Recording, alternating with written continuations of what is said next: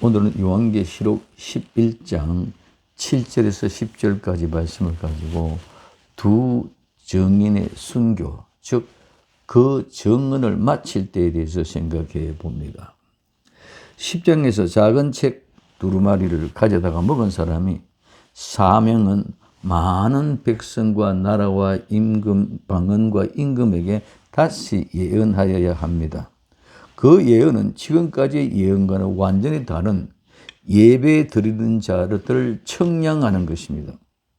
지팡이 같은 갈대로 성전과 제단과 그 안에서 예배 드리는 사람과 성전 밖 마당에서 예배 드린 사람, 그래서 성전 밖 마당에서 예배 드린 자는 구분하여 청량하지 말고 그냥 두라고 말씀하셨습니다. 버려둔다는 말은 짐승들에게 먹이를 던져두듯이 거룩한 성전을 짓밟게 버려둔다는 말씀입니다. 하나님은 그 두 증인에게 권세를 주어 굵은 베옷을 입고 슬픈 마음으로 애곡하는 마음으로 죄를 통해 자복하고 돌아오라고 1260일 동안 예언을 하게 하십니다. 그때는 누구도 건드리지 못합니다. 엘리야와 모세의 심령으로 외치게 합니다. 두 증인이 감당할 사역은 1260일 마칠 때에 대하여 하시는 오늘의 본문의 말씀입니다. 첫째, 무저갱으로부터 올라오는 짐승이 전쟁을 일으킵니다. 요한계시록 11장 7절에 그들이 그 증언을 마칠 때에 무저갱으로부터 올라오는 짐승이 그들과 더불어 전쟁을 일으켜 그들을 이기고 그들을 죽일 터인즉 하고 말씀하고 있습니다. 첫째, 그들이 증언을 마칠 때 그들은 누굽니까? 두 증인입니다. 두 증인이 자기들의 증언을 마칠 때, 즉 1260이 끝났을 때란 말입니다. 증언, 이 증언은 증거, 증언입니다. 이 말은 기억하다, 기억하고 있다, 주의하다, 실수나 위험을 피하거나 올바를 판단하기 위해서 유래되어 이 말은 증인으로 자질출두하여 진술하는 것을 말합니다. 증인의 사전적으로는 이민은 깊이 생각하고 자문하며 행하는 회상이나 상기, 즉 무시되거나 잊혀질 수 없는 어떤 일을 경험하고 이제 이런 점에서 다른 사람들의 주목의 대상이 된 사람이 그 경험의 내용을 적절한 진술로 그들에게 전하기 위하여 그것을 의식적으로 상기하는 것이라고 더 정확하게 말할 수 있습니다. 그래서 경험했던 일, 그 경험했던 일을 증언이라는 수단에 의하여 분명히 밝혀지게 되는 것입니다. 그러므로 증인은 자기가 경험한 사실을 기억하고 그 사실대로 증언, 즉 말을 할 수 있어야 됩니다. 두 증인의 증언은 예수 그리스도의 본질과 의미에 대하여 복음 전파의 증인으로서 증언의 행위를 말합니다. 이 증언을 마칠 때는 말은 끝내다는 말인데 끝나다, 완성하다, 수행하다, 성취하다 말인데 이 말은 끝, 마지막, 종말이란 말에서 유래하여 수행하다, 의무를 이행하다, 약속을 이루다, 성취하다, 끝나다, 마칠 때는 완료하다, 완료되다는 뜻으로 증거의 완료에 대해서 말씀하고 있습니다. 이 말씀은 다니엘서 7장 16절에서 22절에 7년 대의 환란의 전 3년 반, 즉 1260일이 지난 때입니다. 둘째, 무저갱으로부터 올라오는 짐승이 전쟁을 일으킵니다. 이 무저갱은 어떤 것이냐면은 무저갱은 밑바닥이 없다. 그래서 깊이를 잴 수 없는 이유로 밑바닥에 끝이 없는 것을 무저갱이라고 합니다. 그래서 무저갱에서 올라오는 짐승이, 이 짐승은 야생동물인데 짐승입니다. 이 야생동물은 전혀 길이 들어지지 아니하고 자기 마음대로 살아가는 야생동물을 말합니다. 사람을 치면은 불순함을 나타내는 용어로서 짐승과 같은 사람, 즉 동물, 괴물과 같은 자에 대해서 사용되어졌습니다. 전혀 교육이 되지 않고 통제가 되지 않는 사람입니다. 그래서 로마 황제 레오는 모든 것을 먹어버리는 맹수로 불리워졌습니다. 무저갱으로부터 올라오는 이 짐승은 사탄의 화산입니다. 즉 전 3년 반 1260일에 두 정인이 예언이 끝난 후에 무저갱으로부터 올라와서 3년 반은 이제 자기들의 짐승 통치 시대로 접어듭니다. 이 짐승은 다니엘서 9장 27절과 마태복음 25장 15절에 가정한 것으로 이제 두 정인이 예언이 모두 끝났으므로 자기가 때가 되어 무저갱으로부터 올라온 것입니다. 무저갱은 끝이 없는 구렁으로 밑바닥 없는 깊이를 재일 수 없는 곳입니다. 그래서 요한계시록에서는 짐승이 출현하는 곳이 세 곳에서 출현합니다. 각각 다릅니다. 첫째는 오늘 본문의 무저갱에서 올라오는 짐승, 이는 사탄입니다. 두 번째, 바다에서 나오는 짐승, 요한계시록 13장 1절, 이는 적 그리스도입니다. 세 번째, 땅에서 올라오는 짐승, 요한계시록 13장 11절에 거짓 선지자입니다. 그래서 사탄, 적 그리스도, 거짓 선지자, 이래서 우리는 666이라고 이야기합니다. 그들, 즉 두 정인과 무저갱에서 올라온 이 짐승이 더불어, 즉 두 정인과 무저갱에서 올라온 짐승이 전쟁을 일으킵니다. 이 전쟁은 싸움, 전투로서 전쟁은 심판보다 먼저 발생하는 것입니다. 이 전쟁에는 어느 누구도 이길 수 없는 적 그리스도의 권세가 승리합니다. 하나님이 그들에게 42달 동안 거룩한 성을 짓밟게 두셨기 때문입니다.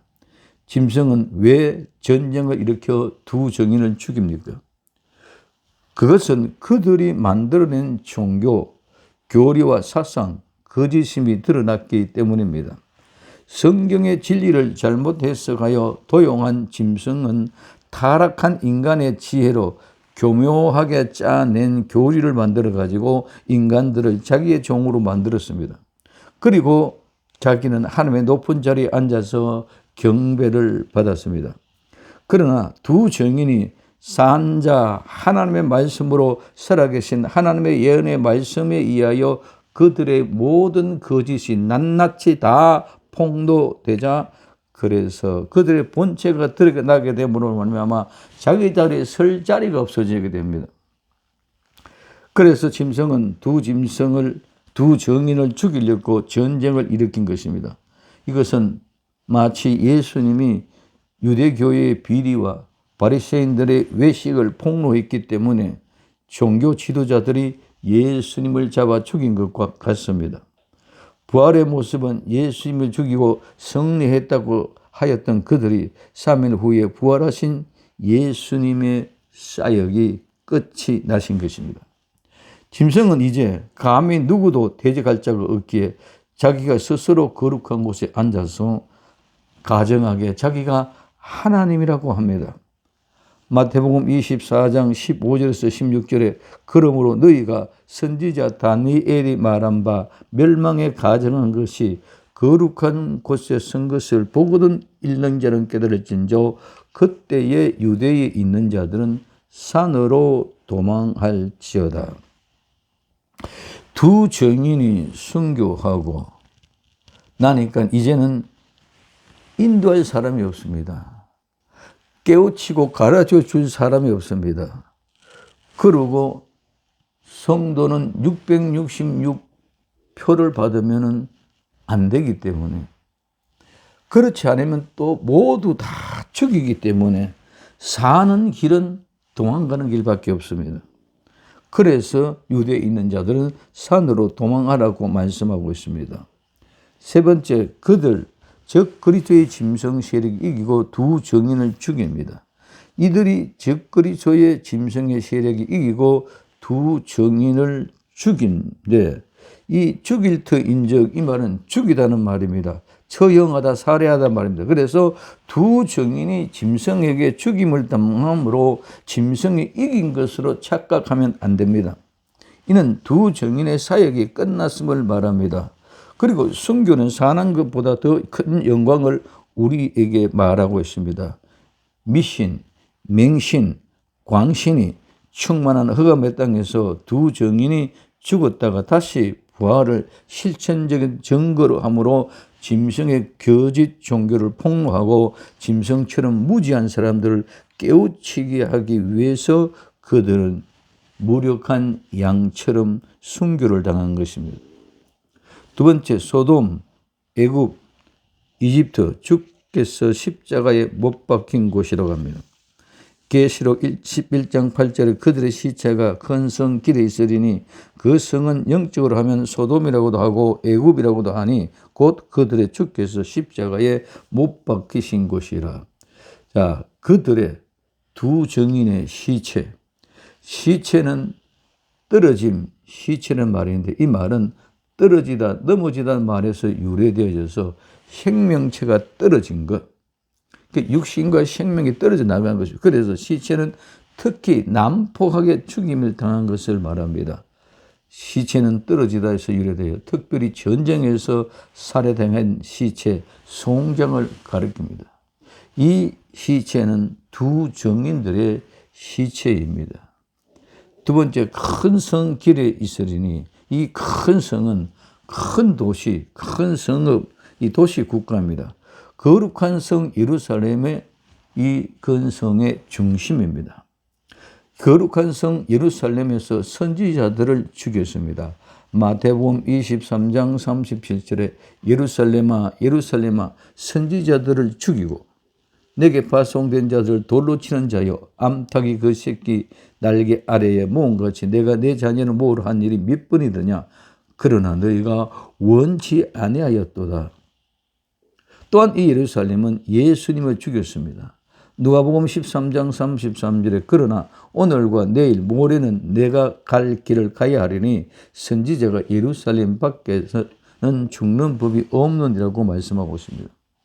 세 번째, 이 큰 성은 예루살렘 한 성만을 말하는 것이 아니라 마지막 때는 땅 끝까지 복음이 전파되어 예루살렘을 비롯하여 전 세계 나라와 민족에서 사역하던 두 증인들의 시체가 길에 있을 것입니다.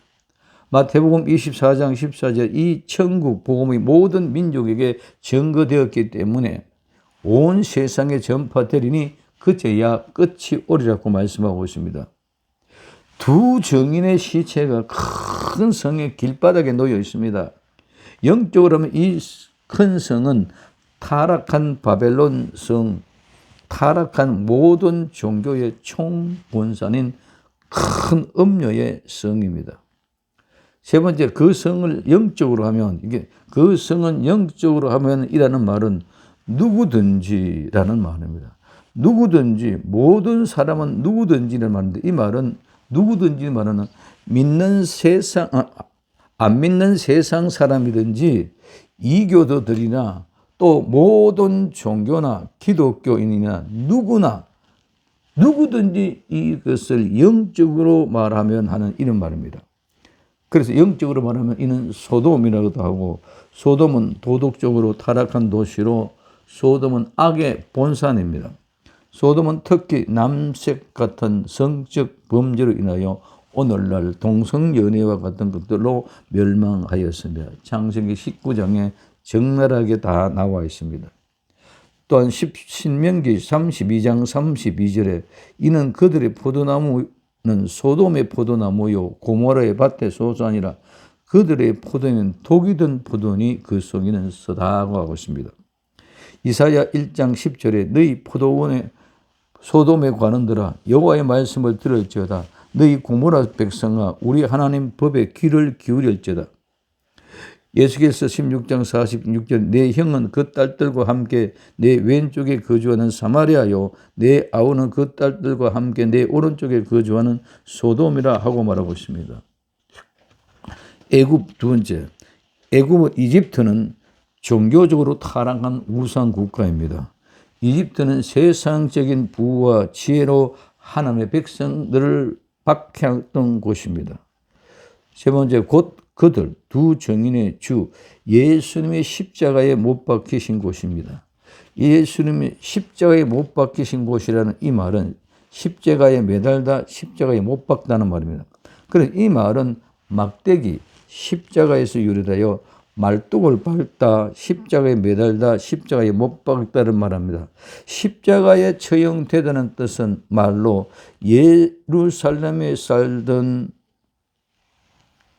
모든 일들, 예루살렘에서 발생했던 예수 그리스도의 십자가의 사건을 말하며 이 사건은 예루살렘의 여러 죄악 중에서 가장 흉측하고 최악의 죄가 됩니다. 셋째, 그 시체들을 사흘 반 동안 보며 무덤에 장사하지 못하게 합니다. 요한계시록 11장 9절에 백성들과 족속과 방언과 나라 중에서 사람들이 그 시체를 사흘 반 동안 보며 무덤에 장사하지 못하게 하리로다. 백성들과 족속과 방언, 언어는 나라들은 요한계시록에서 특정으로 세계 전체를 뜻합니다. 두 정인이 순교당한 그 시체가 큰 길거리에 버림받고 박대받는 사건은 지구촌의 한 구석에서 엄밀하게 일어나는 것이 아니고 전 세계 인류가 동시에 목격하는 범세계적인 사건이 됩니다. 통신망, 인터넷, 인공지능 등 지금 최고조로 발전한 시대에 어디서든지 누구든지 순식간에 세계의 구석구석까지 전해집니다. 사흘 반이 지나 이들이 부활 성천하고 나면 두째 화, 여섯째 나팔이 지나갑니다. 요한계시록 11장 14절에 둘째 화는 지나갔으나 보라 셋째 화가 속히 오리라. 화는 세 개가 있는데 첫째 화는 7인의 재앙, 둘째 화는 7 나팔의 재앙, 셋째 화는 7 대접의 재앙입니다. 그래서 오늘 둘째 화는 7 나팔의 재앙이 지나갔다. 그래서 전 3년 반이 지나갔다는 말을 하고 있습니다. 그러므로 이 사건은 7년 대환란 중간에 되어질 예언입니다. 3일 반은 3년 반의 축소일수로 예수님이 3일 후에 부활하고 나사로는 4일 만에 부활했습니다. 그래서 그 중간에 부활의 신비를 말해주고 있습니다. 무덤에 장사하지 못하게 한 것은 무덤은 생각하다, 기억하다에서 기념물, 기념관, 묘소, 무덤을 말합니다. 시체를 장사하지 못하게 하는 것은 가장 큰 비참하기고 학대입니다.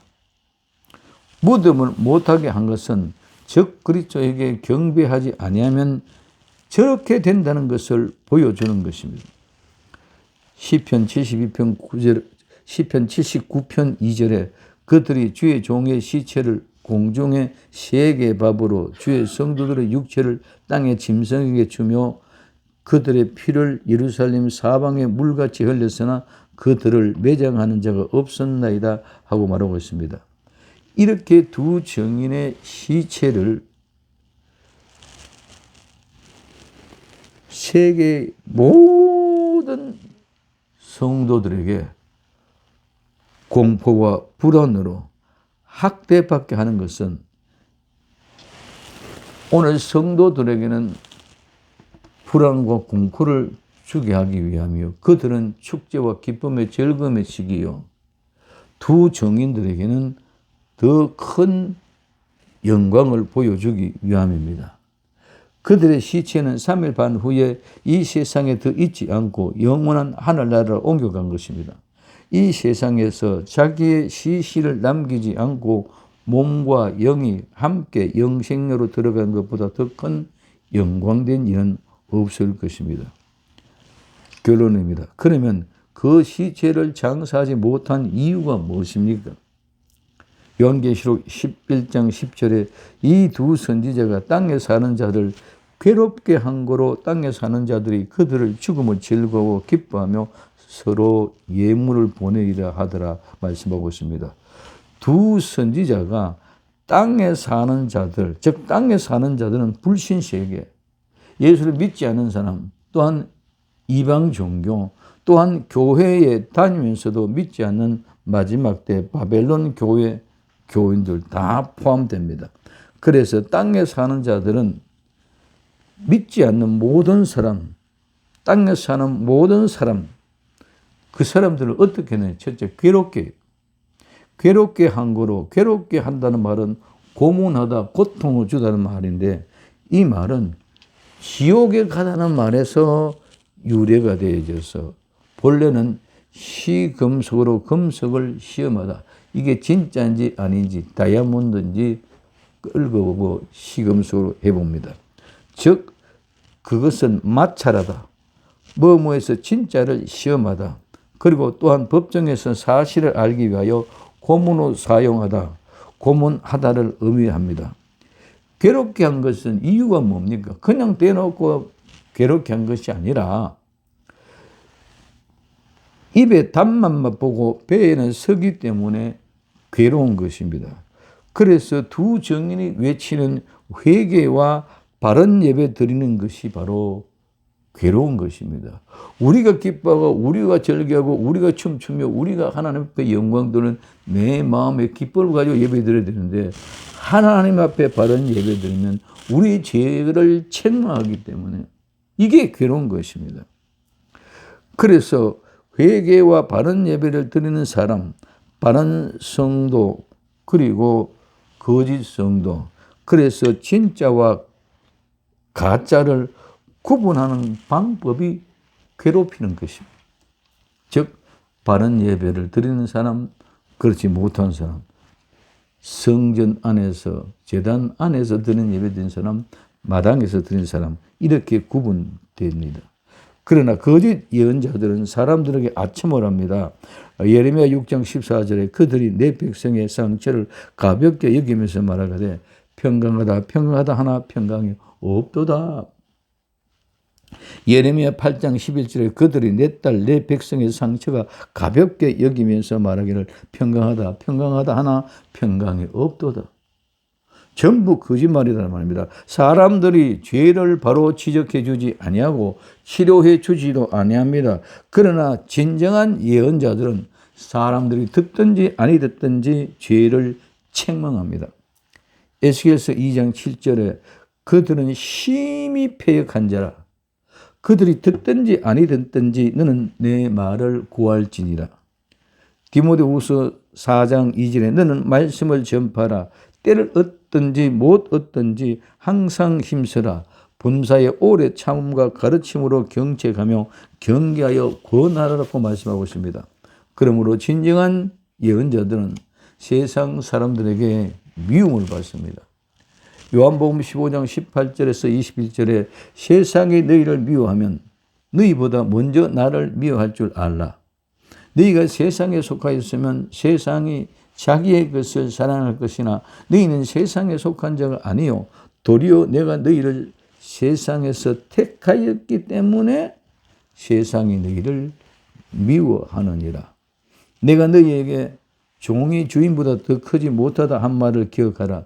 사람들이 나를 박해하였은즉 너희도 박해할 것이요 내 말을 지켰은즉 너희 말도 지킬 것이라. 그러나 사람들이 내 이름으로 말미암아 이 모든 일을 너희에게 하리니 이는 나를 보내신 이를 알지 못함이라고 말하고 있습니다. 두 번째, 즐거워하고 기뻐하며 서로 예물을 보냅니다. 땅에 사는 자들은 그들 두 증인의 죽음의 시체를 보고 즐거워하고 기뻐하며 선물을 보내려고 하였습니다. 두 증인의 증거된 참된 진리의 말씀을 통하여 짐승이 만든 교리가 거짓임이 드러나고 그들의 사상이 잘못된 허구임이 폭로되므로 짐승과 그를 따르는 모든 자들에게는 큰 고통을 주었습니다. 두 증인이 죽고 나자 축제의 분위기에 빠져서 서로 선물을 보냅니다. 요한복음 16장 2절에 너희를 출교할 뿐만 아니라 때가 이르면 물은 너희를 죽이는 자가 생각하기를 이것이 하나님을 섬기는 일이라 함이라 말씀하고 있습니다. 오히려 그것이 하나님을 섬기는 일과 같이 이렇게 생각한다는 말입니다. 의인들은 선지자들의 죽음을 선포하지만은 악인은 의인이 죽는 것을 기뻐합니다. 요한복음 16장 20절에 너희는 곡하고 애통하겠으나 세상은 기뻐하리라. 너희는 근심하겠으나 너희 근심이 도리어 기쁨이 되리라고 말씀하고 있습니다. 두 정인의 선교로 세상은 기쁨을 춤추며 선물을 보내고 난리지만 성도들은 이때가 산으로 도망한 때인 줄 알고 도망해야 합니다. 롯이 소알로 도망갔습니다. 노아는 방주로 도망갔습니다. 마지막 때도 도망하면 하나님이 예비하신 곳이 있습니다. 요한계시록 12장 6절에 그 여자가 광야로 도망하며 거기서 1260일 동안 그를 양육하기 위하여 하나님이 예비하신 곳이 있더라. 어떤 어려움이 오고 괴로울지라도 포기하지 맙시다. 우리의 사명에 닿을 때까지는 절대로 죽는 일이 없습니다. 지금 세계를 보십시오. 온통 세상이 AI, 인공지능 시대로 떠들고 있습니다. AI가 사람을 입었다고 합니다. AI 와튼 의사가 진료를 합니다. 사람이 힘들어하는 모든 일은 이제 로봇이 합니다. 이제는 AI를 지배하는 사람과 AI의 지배를 받는 사람 두 종류로 나누어진다고 합니다. 지금 로마 카톨릭에서는 네오 14세 교황이 어떤 일을 하고 있는지를 아십니까? 엄청난 일이 이어지고 있습니다. 그러나 우리는 두려워하지 말고 회개하고 바른 예배 드리는 복된 성도가 되시기를 예수님의 이름으로 부탁을 드립니다. 오직 예수님 마라나다 기도합니다. 사랑하는 주님 감사합니다. 오늘도 변함없는 하나님의 은혜와 사랑이 우리를 강건하여 주옵소서. 시체를 사흘 반 동안 보며 무덤에 장사하지 못하게 했지만 하나님이 그들을 불러 올리시고 지금 세상의 모든 일들이 그렇게 되어져 가고 있는 모습입니다. 지금 이제 두 정인이 나타날 때가 된 줄로 믿사오니 주님 일으켜 세워 주옵소서. 마지막 때를 이기게 하옵소서. 다시 오실 예수님의 이름으로 기도드립니다. 아멘.